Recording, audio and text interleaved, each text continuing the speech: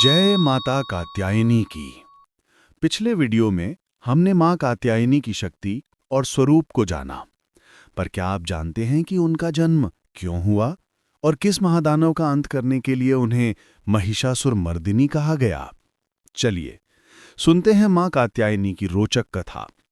कहानी शुरू होती है महिषासुर से। उसने अपनी तपस्या से ब्रह्मा जी से ये वरदान पा लिया था कि उसे कोई भी पुरुष या देवता नहीं मार सकता। इस वरदान के घमंड में उसने स्वर्ग पर आक्रमण कर दिया, देवताओं को हरा दिया और इंद्र का सिंहासन छीन लिया। तीनों लोकों में आतंक और अन्याय का राज हो गया।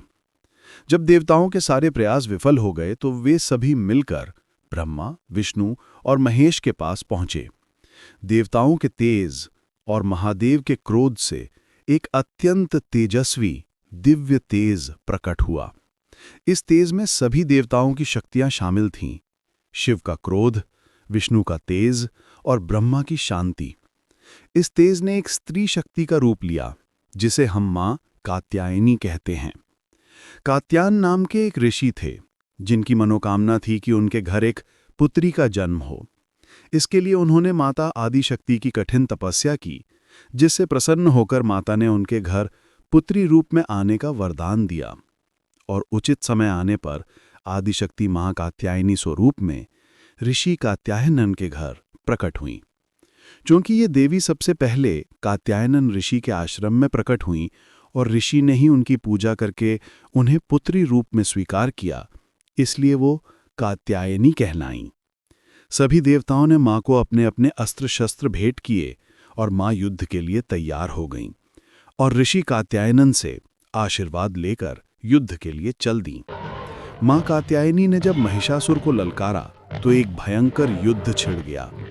महिषासुर बार बार अपने रूप बदलता रहा, कभी राक्षस, कभी हाथी, पर मां कात्यायनी ने उसे जीतने नहीं दिया।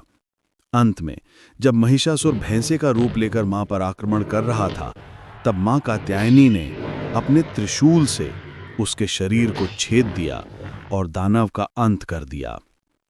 इस महान विजय के कारण ही मां कात्यायनी को महिषासुर मर्दिनी कहा गया। ये कथा हमें सिखलाती है कि जब अन्याय अपनी सीमा लांघ जाता है तो परमात्मा की शक्ति स्त्री रूप में उसे नष्ट करने के लिए अवश्य आती है।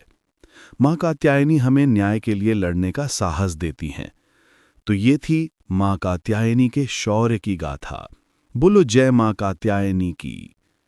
अगले दिन नवरात्रि के 7वें दिन हम पूजा करेंगे मां कालरात्रि की, मां दुर्गा का सबसे भयंकर पर सबसे शुभ रूप।